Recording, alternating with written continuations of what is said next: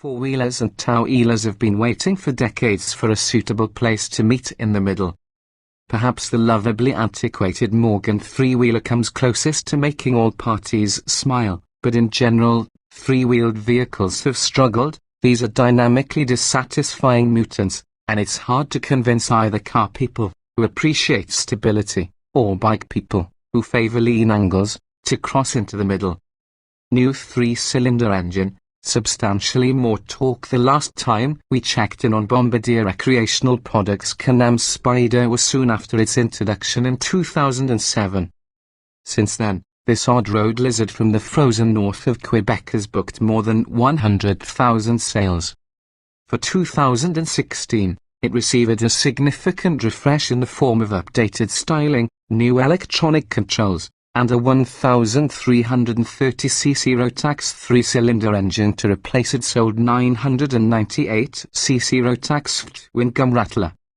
That rough-running twin came straight from duty in snowmobiles, the branch of the power sports product tree to which the Can-Am Spyder seems most closely related. Substitute the skis and the drive track with wheels and tires, and you pretty much had the original Spyder. The vehicle needed this new engine. BRP perhaps recognized that if you're going to charge $20,000 and up for a street toy, it had better have some sophistication. To that end, the new 3-cylinder is smoother and far more flexible, with 25% more peak torque, more of which is available lower in the rev range and across a wider band, which helps to move this 1,000+ pound vehicle.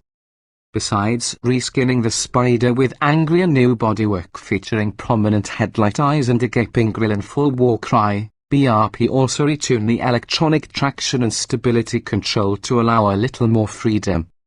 The old Spyder was a worrying hen of corrective interference, no doubt because three-wheeler pilots can get themselves into heaps of trouble if they're reckless on the throttle.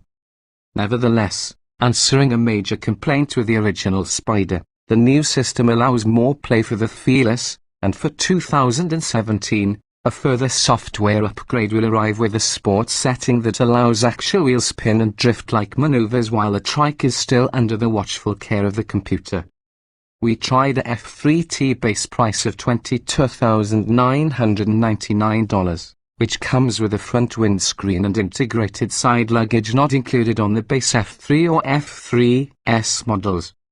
That luggage compartment, plus the forward trunk and a lockable storage bin above the gauges, give the Spyder 3 cubic feet of storage space. A Porsche 911's front trunk holds 5 cubic feet, which is decent pack-mill capability for long excursions. Our all-black Spyder sat low and brooding in the driveway, and mounting it felt a bit like slinging a leg over a wild boar in mid-stride.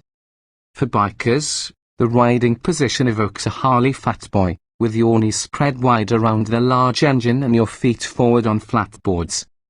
Gloading, hang-on power steering and a reverse gear are both welcome and vitally needed.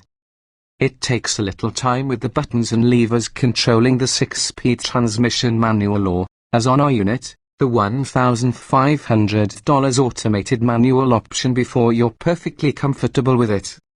The power steering makes it easier to wheel the Spyder down city streets and up mountain switchbacks, but it takes a much longer time before you're comfortable going fast on it. That's partly because, unlike a bike, which leans opposite to the direction of the forces, the Spyder remains upright. So in a high corner, you feel as if you're going to be tossed off sideways. Your arms brace against the handlebars and the cornering forces that, on a bike, are born more naturally by the butt. Eventually you start leaning into the turns a bit, if you're keen, but like a fat boy, the Spyder, despite its big engine and 115 horsepower, does not encourage samurai behavior.